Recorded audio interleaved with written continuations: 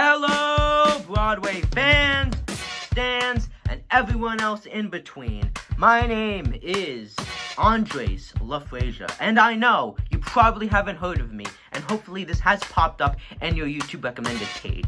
Now, in today's video, we are going to be going into Hamilton. Yes, I know. So many video essays, articles have been released since it has made its debut on Disney+. But today, I will not be doing a video on the motifs and emotional paradoxes of Hamilton, nor will I be doing one on the wishful idealism of Hamilton. Nay, in today's video, I'm going to be going over how did Hamilton change the Broadway. Now, as you guys know, Broadway is sadly closed down until 2021. What am I going to do with my life? What new album am I going to have to listen to now? But yeah, so we're going to go over the good that Hamilton did for Broadway, but also the bad. And I know what some of you are thinking. The bad? Andres, how could Hamilton be bad for Broadway? Well, it did a lot of bad, but also a lot of good. And so, let's just get right into the video, because you Gen Z people have terrible attention spans. Part 1.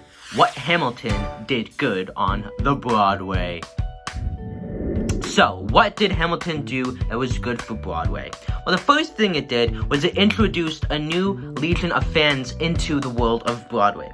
You see, before Hamilton, not a lot of teenagers or anyone who was between the ages of 5 and 15 liked Broadway, really. There were small fans, and there definitely were people of all ages that liked Broadway, but the majority of people were more older, 20-plus type age people.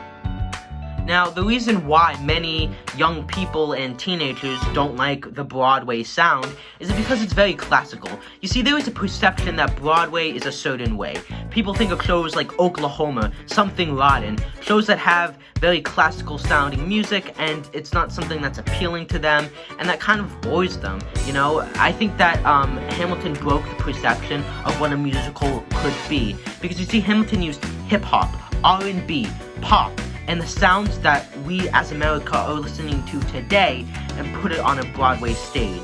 And the great thing about Hamilton is it wasn't just straight hip-hop and rap, but they managed to make it in a way that still sounded very Broadway-esque. So this way, both sides got the best of both worlds. The people that loved Broadway got a completely new sound that was fresh and original, but still sounded like a Broadway show. And those that hated Broadway shows got a type of sound that they didn't think Broadway was capable of, that attracted them, that appealed to them. I've seen countless reactions to the Hamilton movie where people said, I hate most Broadway shows, and I thought it was going to be like Les Mis, but it turned out to be pretty boppy, and I actually enjoyed listening to this. See, Hamilton is not like your typical Broadway show. It has a very different sound, and when I first listened to Hamilton, I was completely blown away by how different the show sounded. And as you know, the sound is very appealing to the teens and the Gen Zs, and many of them instantly were attracted to Hamilton just by listening to the album. See, many had not seen the show, but listened to the album related to these characters, and soon we started getting Hamilton stans, fans, stan Twitter, animatics, fan art. This never existed before Hamilton. Hamilton ushered in a new age of fans that were smarter, younger, quicker, and actually used social media to further Broadway.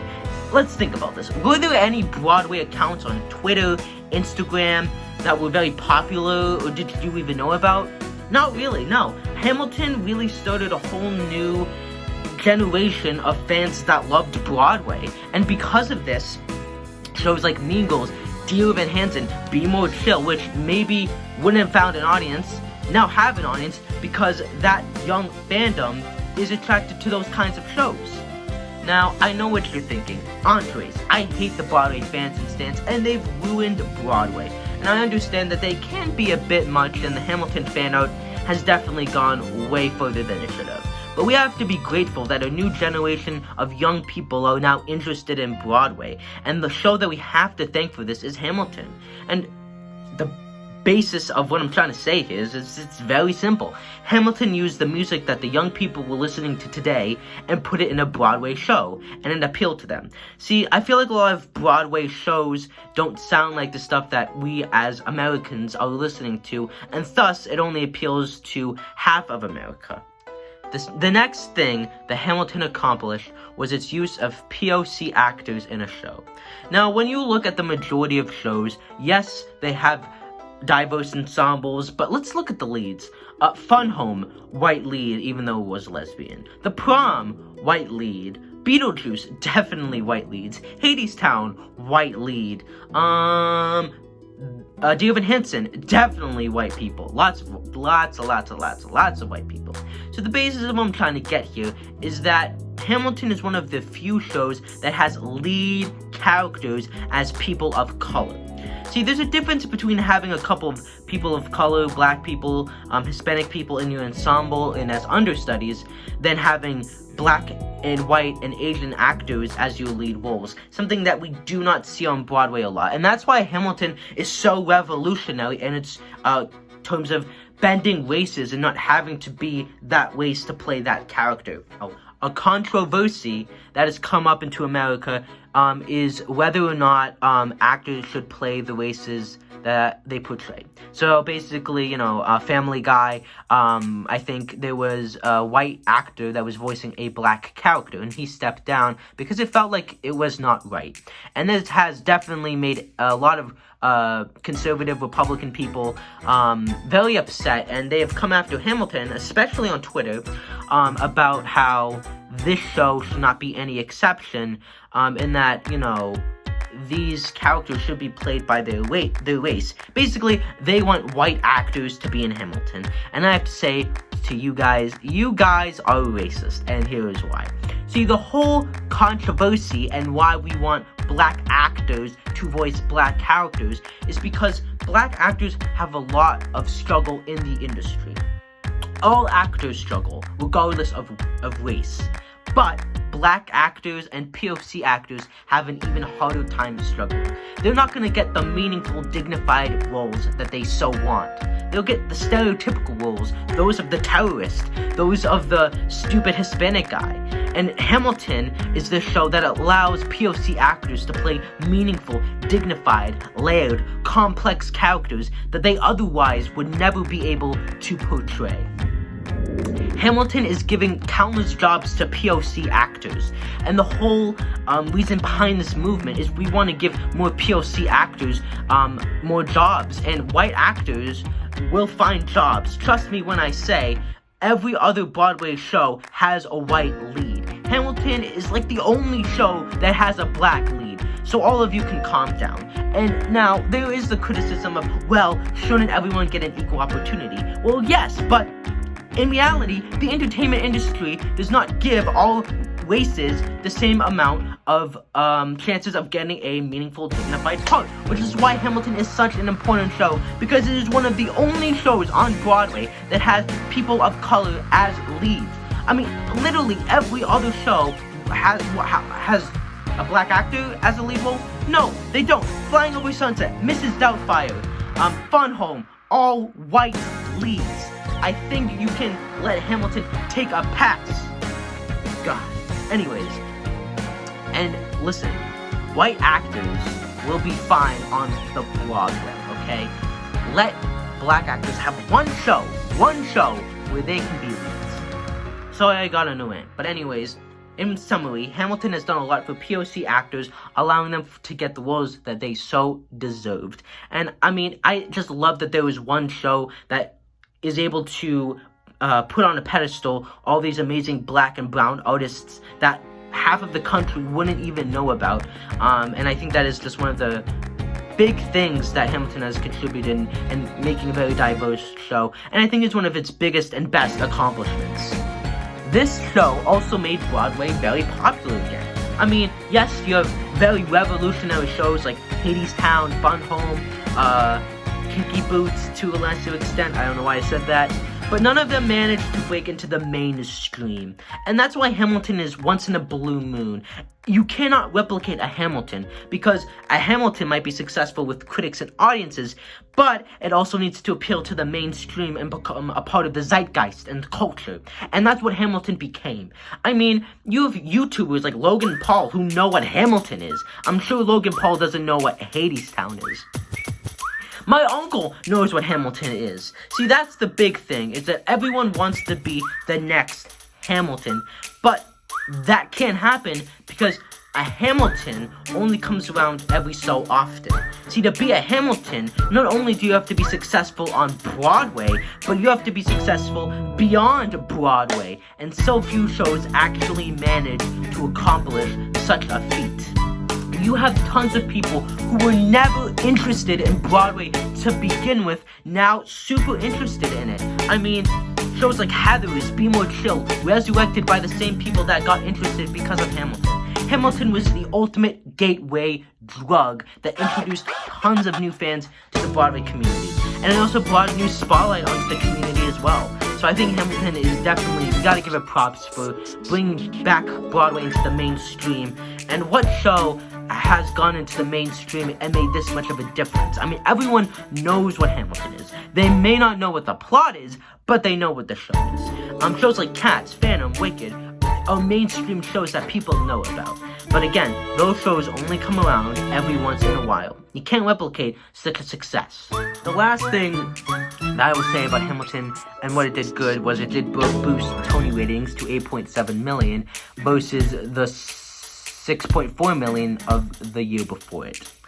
And the big thing that Hamilton did is it's perpetuating ideas and agendas of immigrants who get the job done, inclusiveness, and using quotes like, one of these colonies is going to rise up. This is not a moment, it's a movement. These ideals are so powerful, and I definitely do think these are the kind of ideas that America needed back then, and especially needs now in the era of Trump, aka the worst president to ever exist in planet history. Now to the bad that Hamilton has done. Now, people are maybe asking, what did Hamilton do wrong? Well, here's the thing. Hamilton is a show that prides itself on having a diverse crowd and a lot of fans that are POC people and that never saw themselves on the stage. But yet, their ticket prices are extremely high. Now, when Hamilton first started out, their ticket prices were pretty standard. The average ticket was $138, and the top ticket was $275. They were not, extraordinarily expensive. But then we get into 2016, and obviously the producers saw that they could make a lot of money off of it, and ticket prices then skyrocketed to $208 and the top ticket of $549. And in 2020, the average ticket is $250 and the top ticket is $847. Yes, I know, these ticket prices are insanely expensive, but here's the thing. These ticket prices don't have to be that high. You see, Hamilton producers, in my opinion, are a little greedy. They obviously know that people will pay an insane amount of dollars to see this show. And so they said, we'll raise these ticket prices to absurd amount of levels and we'll still get people to see this. However, the ripple effect that this had on other Broadway shows is very telling. Shows like Hello Dolly with Bette Midler paid insane amount of money to see her. Shows that get a little bit of clout, that get a little bit successful, instantly raise these prices.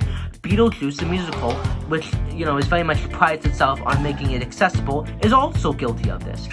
Their ticket prices at one point were $72, and then they were raised up to $158, and the average ticket was raised up from $223 to $373.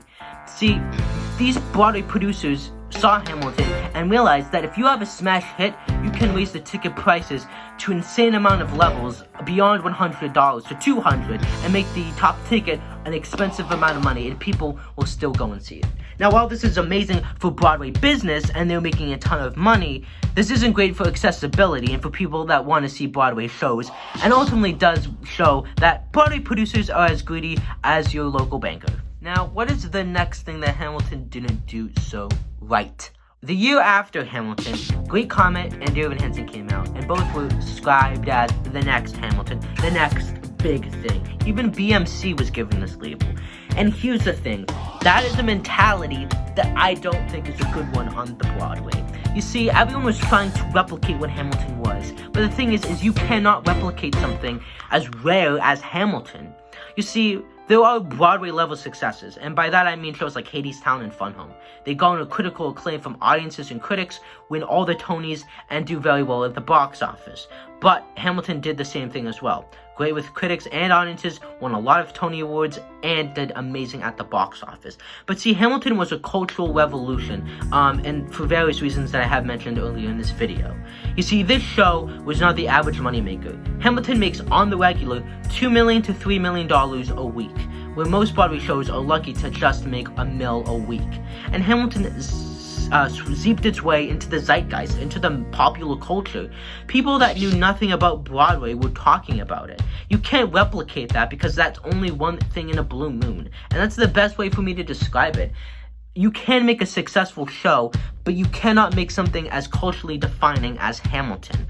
Those type of shows only come around once in a blue moon. So I think Broadway should stop labeling stuff as the next big thing, because it simply won't get up to that level. Not because it's not good enough, but because simply those types of shows don't come around very often. A recent trend I also saw was best musicals tend to outlast a lot of other shows, which is an obvious. But in previous years before Hamilton, even if a show won the majority of the awards, a lot of those shows continue to run. And in Hamilton's season, everything else closed except School of Rock and Talk Everlasting. Oh wait, sorry, I didn't mean to say that. School of Rock and Waitress, but shows like Talk Everlasting, Shuffle Along, Disaster, Bright Star, American Psycho, Amazing Grace, Allegiance all closed within a few months. And this trend continued into the next season. We had shows like Dear Evan Hansen and Come From Away that were hugely successful and garnered all the praise, where shows like Groundhog Day, Great Comet were forgotten, even though those shows were very amazing. And I definitely do think that, you know, even if you look at the season afterwards, where it was Band's Visit and Hadestown, Best Musical tends to outrun a lot of these shows, but it seems like since all of the attention is on Best Musical, the other shows that are equally as good or even better don't get the chance to shine. I'm talking about shows like SpongeBob, Mean Girls, The Prom, Head Over Heels to an extent, even though they got panned by critics. The Best Musical is one that's the mostly focused on, and then there's like the one or two shows that are based on a big movie or show that everyone goes to. But then the shows that are smaller, that are just as good, simply don't get the spotlight that it gets. I think Hamilton introduced a mentality that it's just focusing on the Best Musical or the show that you're most excited that's based on a popular brand. And that mentality didn't really exist before Hamilton. Though I think that will change now since of COVID, and we're going to see the more smaller shows like The Prom be the ones that are the Best Musical winners, that even if they don't win Best Musical are still equally celebrated, and bigger shows won't be as successful. So, in summary, Hamilton has done a lot of good and bad for the Broadway community. And I definitely do think that the good overshadows the more not bad, I wouldn't even call bad things that Hamilton did, just stuff that Hamilton's allowed a mentality to grow of over selling tickets and, you know, allowing big shows to dominate. But anyways, I hope you enjoyed the video. Like, subscribe, and comment, and I will see you for Hamilton Essay Part 3. Peace!